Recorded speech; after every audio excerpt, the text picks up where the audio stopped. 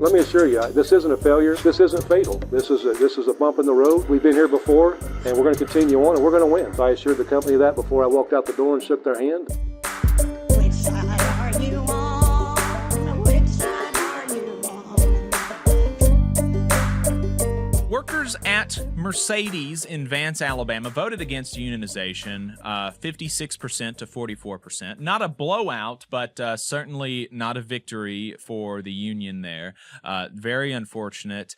And so I just wanted to start off by playing Shawn Fain's concession speech, I guess you could call it, because he had a lot of good stuff to say there. So we're going to play that, and we're going to play that in full. Go ahead and play that clip. All right. Thank you all for being here. Obviously not the result we wanted, but these courageous workers reached out to us because they wanted justice. They led us. They led this fight, and that's what this is all about. And what happens next is up to them. Justice isn't just about one vote or one campaign. It's about getting a voice and getting your fair share.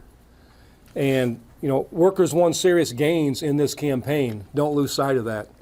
The UAW bump. They killed wage tiers. They got rid of a CEO that had no interest in improving conditions for these workers. Mercedes is a better place thanks to this campaign and these courageous workers. The company said give the new CEO a chance. And, it's ironic. We've heard this before, and that's exactly what Volkswagen told its workers in 2019. And in 2024, Volkswagen workers realized that it's not about the CEO. It's about a voice on the job. It's about getting our lives back, getting our times back, and having dignity on the job. And the only path to do that, the only vehicle for that, is with a union contract. This company engaged in egregious, illegal behavior. The federal government and the German government are currently investigating Mercedes for the intimidation and harassment that they inflicted on their own workers. And we intend to follow that process through. It's a David versus Goliath fight. Sometimes Goliath wins a battle, but ultimately David will win the war. These workers will win their fair share. And we're going to be there every step of the way with them. We've been here before. We know what we're taking on. And this company, like most others, operated off the same playbook of fear, threats, intimidation. Our fight isn't just here. Our fight is in the legislators, in the halls of legislature. 60 million Americans say if they had the opportunity, they would join a union. Why doesn't that happen?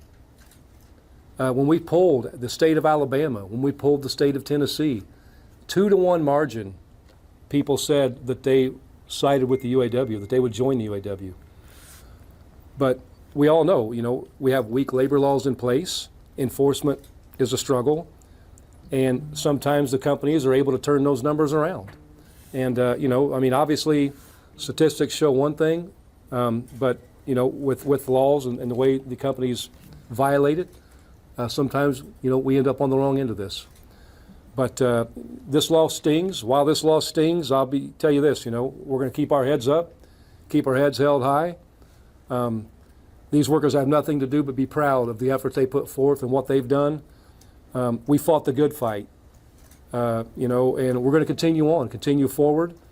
Ultimately, these workers here are going to win. I've lost elections in my life. Most of us have lost elections in our lives. We learn from it, and we move forward, and that's what we intend to do. We put everything we had in this fight. We left nothing on the table, so there's no regrets in this fight. And I look at, John Wooden, one of my favorite Americans, and I love his Pyramid of Success.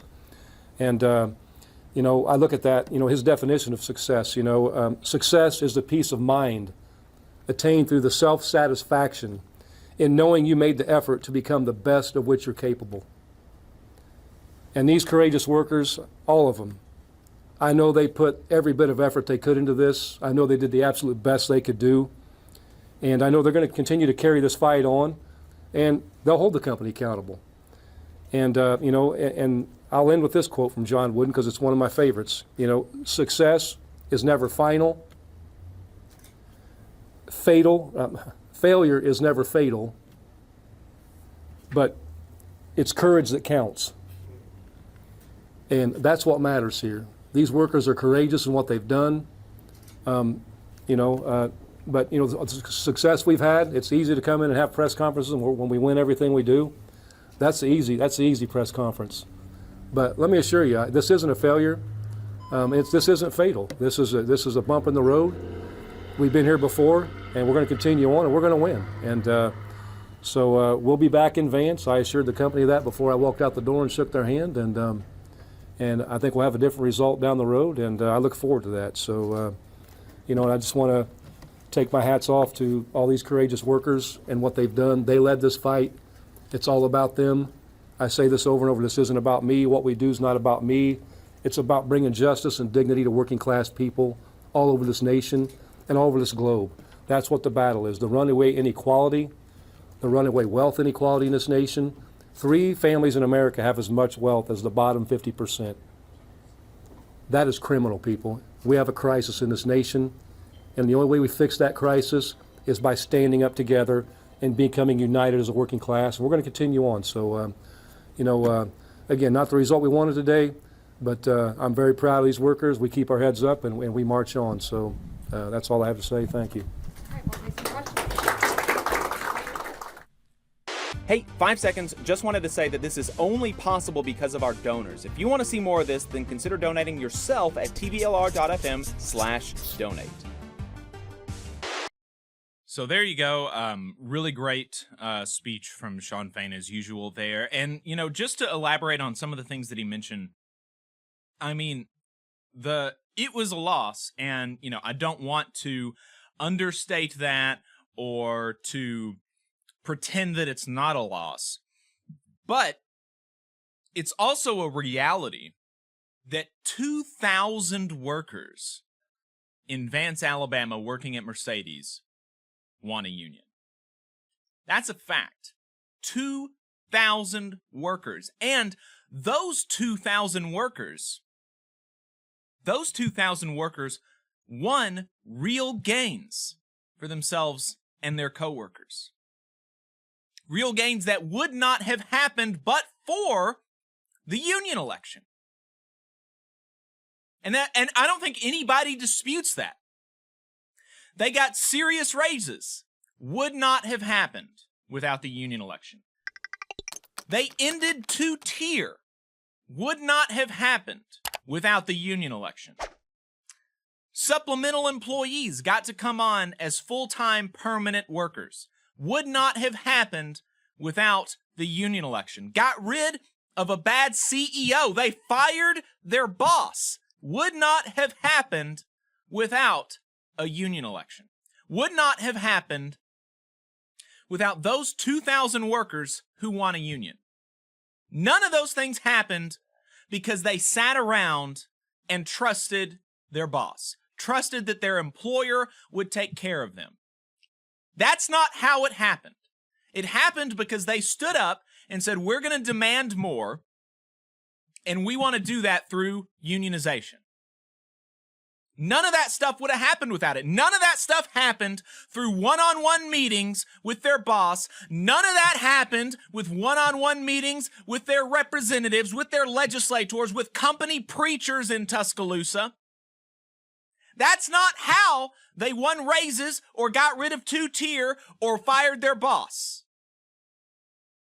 They did it through a union campaign. Adam wanted to make sure that I relayed that he echoed those sentiments. He said in a note, quote, "It is remarkable just how powerful the opposition can be to peel off such support. But on the flip side, it is remarkable how far the workers have come in the face of such opposition." The UAW says they're investing $40 million in new organizing, and hopefully that includes a fair amount in Alabama and the South. We need that kind of investment to turn the tide, and not just from the UAW, but from the entire labor movement. Every union should be looking at their budget and looking at their priorities and see how they can support new organizing in the South and how they can inoculate folks against the onslaught of anti-union propaganda from outside third parties and from bosses inside of workplaces. And that's going to require real investment in labor media. Beyond media, popular education and training is a must. Supposedly, there are about 150,000 union members in Alabama, and we need every one of them to be an evangelist for this movement if we're going to overcome the bosses and the politicians that are arrayed against us. And we need associative power through community, faith, nonprofit, and other connections. We need people power, bottom line, if we're going to make progress and begin to change these conditions that we're facing as working people in the South. So that's Adam's message. And, you know, just to elaborate on the anti-union campaign, I don't think I have ever, just talking to the workers yesterday, I don't know that I've ever heard of as extensive a propaganda campaign from the employers as what happened at Mercedes. The new CEO himself said that according to at least one worker, was walking around the shop floor constantly and said that the worker said that the new CEO probably himself talked to 4,000 workers. I mean, that is insane kind of stuff. And that's on top of, again, they got a company preacher running around talking to people. They had these third-party anti-union, union-busting consultants constantly coming and pulling people off of the floor. In mandatory meetings, they were not allowed to not attend these meetings, and some of the meetings were as short as 20 minutes. Some of them were as long as an hour and a half, bombarding them with anti-union talking points. And we can, you have to, even if you consider yourself anti-union, you have got to recognize that that is not a fair election. It's just simply not.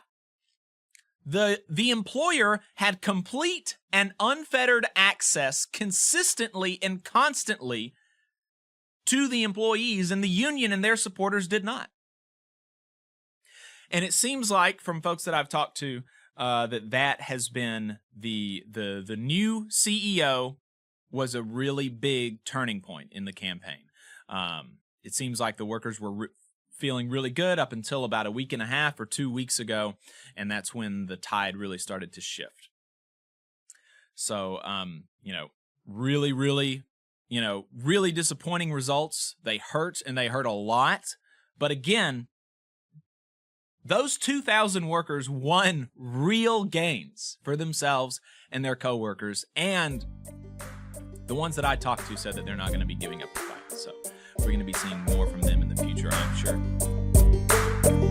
You just saw a clip from the Valley Labor Report. We are live every Saturday morning from 9:30 a.m. till 12:30 p.m. And we pride ourselves on keeping all of our content free to everybody so that we can talk to as many working folks as possible. If you support the work that we're doing, you think that it's important, you think that it's good, then consider making a monthly contribution to the project, and you can do that on our website, tvlr.fm.